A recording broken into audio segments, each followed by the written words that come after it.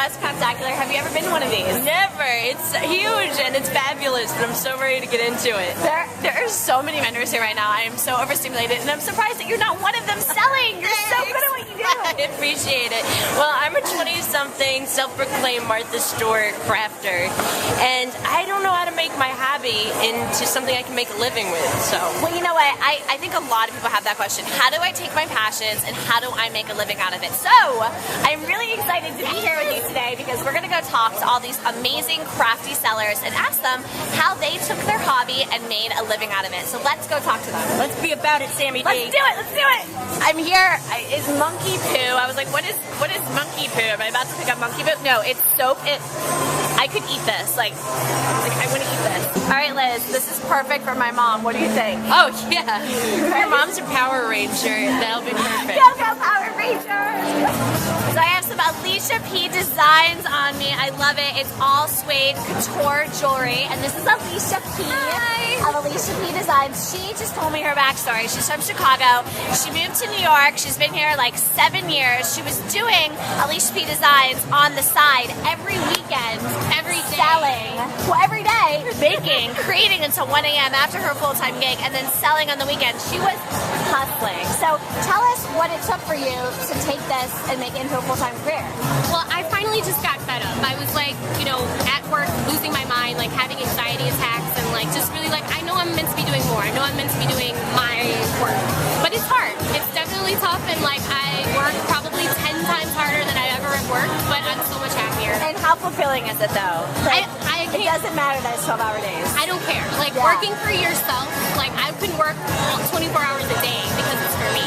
And Liz, This is fabulous. she I creates love it. on the weekends. She's a lot like you, where it's like Not jewelry, but other things, and I'm kind of along for the ride just to see, you know, what your story I is. mean, like I feel like people think that it's impossible, but you gotta just take the risk. You gotta take that jump, that leap, and like just try because you never know. Like I know friends that are like locked into a job and they know they should be doing something else. Don't do it. Do your own thing. Yeah, good advice. Liz, do your own thing.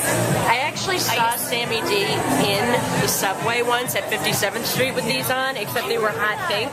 And I was like, there's no other New Yorker at all who would be wearing fluorescent pink pants in the subway. I do like to be bright. Liz, how awesome is this headband? Sammy, it looks awesome because you have also this like 1920s haircut that makes you look so vintage. Well, it's a vintage look. I love it. It's by gla-mar-ous. And what she does, this is Mary. So Mary makes these amazing bow headbands out of zippers, right? And there's a patent on it. So no one else can make it. And I was talking to Mary, and 2 years ago, she started gla-mar-ous. And so Mary, now that gla-mar-ous is full-time, what's that like? Well, it's good. It's busy. I can focus on what I want to do, what I want to design, and I just try to call stores and try to get my products in there and see what I can do. You're hitting the streets and you're finding success. Absolutely. So that's fantastic. Mary is definitely an inspiration for all of you guys out there who want to take your passions and turn it into a career. Birthday cake! This is a mess. Sammy thought that this was a piano. It's a birthday cake, clearly. I'm here with a success story. New York Couture, Cassie, the designer, she is celebrating her 6-year anniversary on Wednesday of having this as her full-time gig. And Katy Perry has worn her designs. So what is your advice for someone, like everyone out there that wants to turn their hobby into a career? Well, I say first you have to figure out, you know, a plan of action. You really need to be business savvy and business smart about it. So you can't just say, I'm going to make, you know, jewelry and everyone's going to buy it, because that's not going to happen. You also have to invest time. I mean, people think that I went from this overnight. You know, blood, sweat, and tears, you hear that all the time. Think of any big singer, the Beatles. I mean, they put their life into it. I put my life into it, and it works out. If you are just going to dedicate like an hour a day and bullshit here, bullshit there, no one's going to care. So really, blood, sweat, and tears, time, effort, quality products, and there you go. It just goes to show that if you follow your dreams, right? Hi, Liz. I want you to pursue your dreams. All right, so we saw so many people today selling following their passions. I was so inspired. What about you? I was so inspired. I mean, people who are taking their behind-the-desk job and coming up from and selling their passion. I love it. It's fantastic.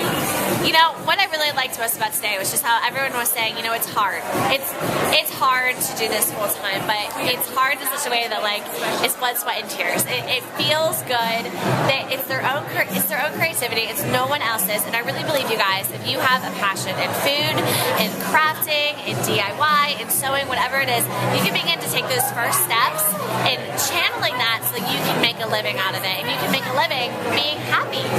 And the best life ever. The biggest thing that I took from this is that the people had no regrets. And that was the greatest part. Totally no regrets. So, you know, if you have any, you know, insecurities about it now, just think to yourself, you know what, it's now or never.